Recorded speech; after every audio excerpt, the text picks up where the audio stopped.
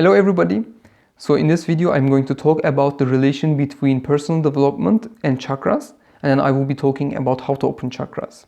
But before I go into the material, I have an invitation for you. And this invitation is called the principle of disbelief. This is something I learned in Brazil and I really love it. I like to implement them also in my courses. And what it basically says is, whatever you hear in this video, just don't believe it immediately. Experiment and have your own experiences. My other invitation is also to park your concepts right now about personal development or chakras, to be open, because only an empty hand can receive. And once you have received this information, then just see and feel what resonates with you. If the information resonates with you, then just work with it. But if parts of the information doesn't resonate with you, then just throw it away. Okay. And when it comes to this material, this information I'm sharing with you, it's also coming from my own personal experiences and also from a channeling book that I have read many years ago, and that book actually changed my life. And actually that material is online for free. You can reach it when you go to the webpage www.lowo1.info. And if the material there resonates with you, then I would love to hear about that. You see, like, the information there can be a bit challenging. It's written in a interesting language, let me put it that way.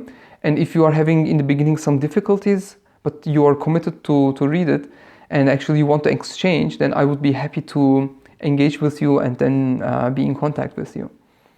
Okay, so when it comes to personal development, I see it as the same as spiritual growth. And spiritual growth is something what I believe happens very naturally in every being. And it is like as natural as a plant growing and moving in direction of light, right? And just like that, we have this natural curiosity, this natural yearning for growth, for exploring, for understanding, and going into new horizons. So these questions of, like, who am I? What am I doing here? What does it all mean?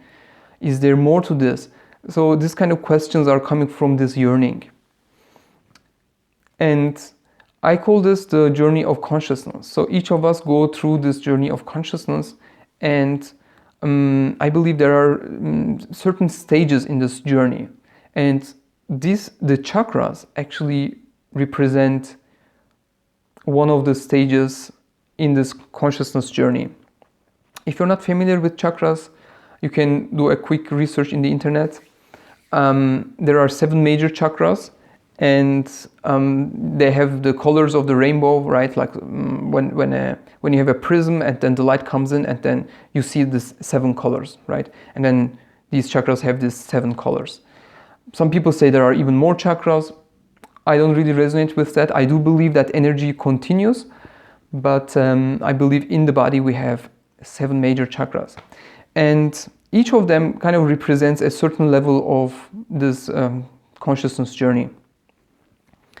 So let me go through that first. So with like the representation of this yearning, what I just talked about, that is like the energy, the upwards spiraling energy that is going through us. So imagine energy coming through your feet and going through your body, going through all these chakras and then coming out from the crown. And if this process gets somehow accelerated, then it is called Kundalini awakening. That can be triggered by some energy work, through tantric practices, or maybe even randomly it can happen. My girlfriend is experiencing that, and it's pretty amazing. And but there is lots of material out there, and if I start to talk about this now, this video is going to be too long. All right, so basically this energy is coming from within us and then going through the chakras, going through the first chakra. And if there's a blockage in the first chakra, then the energy won't move as much through up to the other chakras, right? So how can the first chakra be blocked? It is blocked by fear, and the topic there is survival. Look at people outside, homeless people, right? So for them, the most important thing is maybe get like the basic materials, food, water, and so on. They're not thinking about self-realization. And when there is this fear of survival, a fear, then the first chakra gets more blocked. I don't believe that chakras get blocked completely, because if that would happen, then we would just die. They are active, but in the consciousness journey, we are talking about the activation of the chakra. So if a chakra gets really active, really crystallized, really stable, then we can say that, okay, hey, so now I'm resonating on this chakra. So as an individual consciousness, my first thing is to survive. And the second one, with the second chakra, is to start having relationship with some being else, one being. So it can be a father, it can be a mother, it can be a brother, but it can be also the relationship of the self to the self. That means my relationship to myself. Actually, my relationship to myself is a reflection of how I am having a relationship with someone else. If I'm judging myself, then it will be much easier for me to judge someone else. So that's why when I start loving myself, accepting myself with all my parts, then it will be much more easier for me to love somebody else as well. If I'm having some judgment or some fight or something like that, then what I feel is physically in my, like a little bit below my belly button, a hardening. It feels like a little stone sitting there. And I know that my second chakra is having a blockage there. Okay? So if I solve the problem with a certain individual, then it flows again, and then it's more relaxed, and yeah, you get the point. So the third chakra, the solar plexus, it is representing one being's relationship to a group, to a team.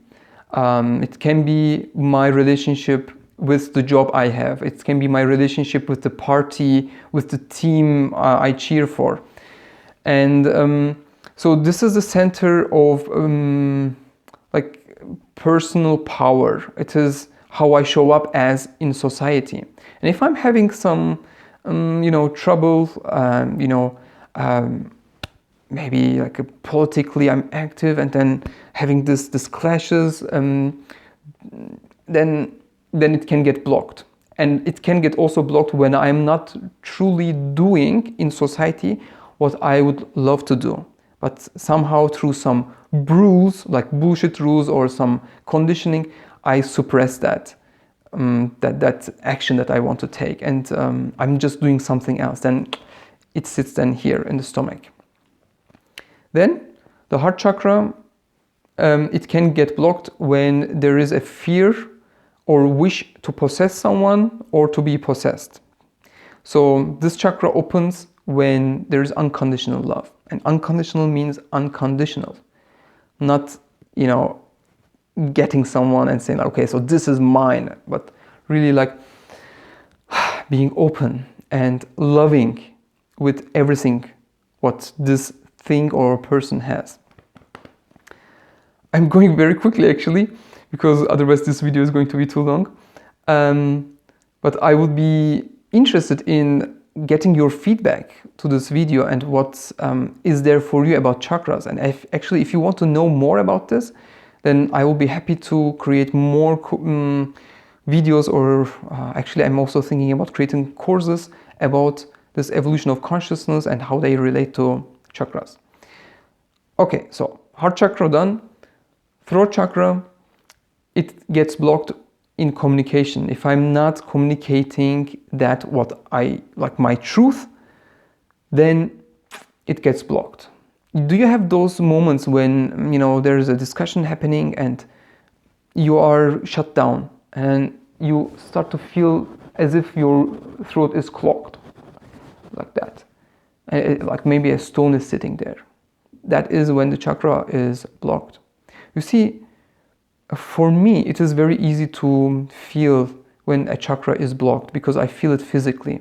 And it comes through the practices of energy healing and energy work.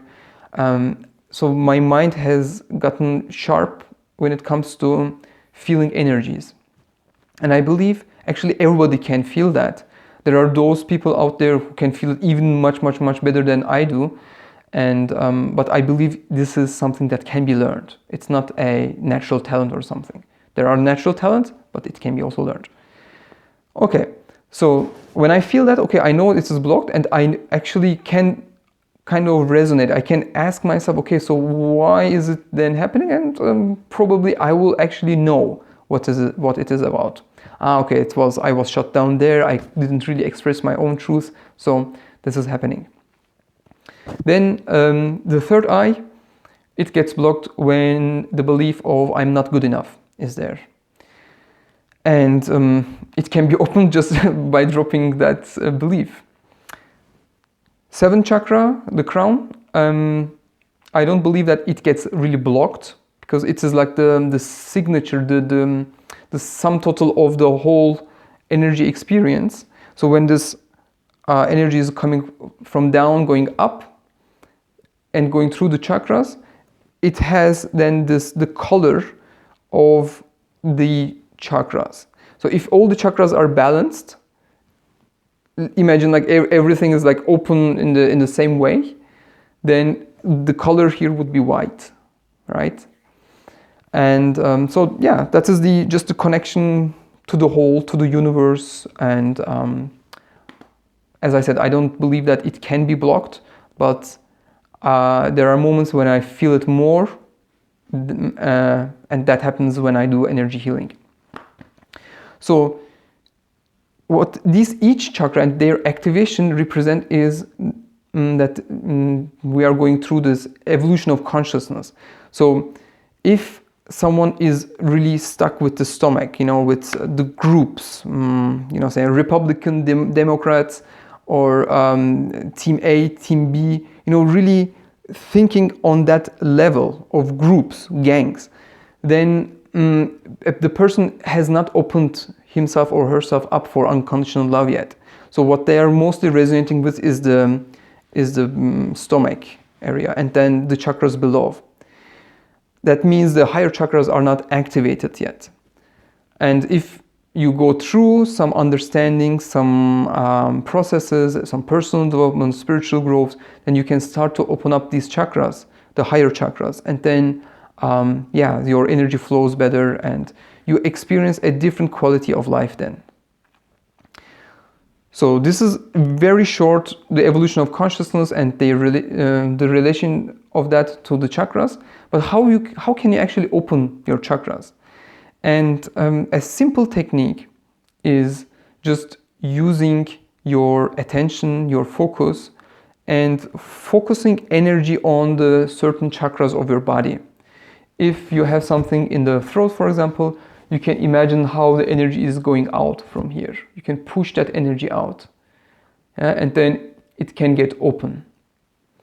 Or if you feel like other areas feel a bit stuck, then just let the energy go through, up and down, and just experiment. You can just do it to all directions, or the energy is actually even coming, the positive and healing energy, whatever works for you. You can just do surgery, energetic surgery on yourself through your attention, through your willpower, and through moving the energy in your body. For that, you need some experience of how to move energies and also some sharpness of the mind to be able to feel the energy. For that, I recommend meditation.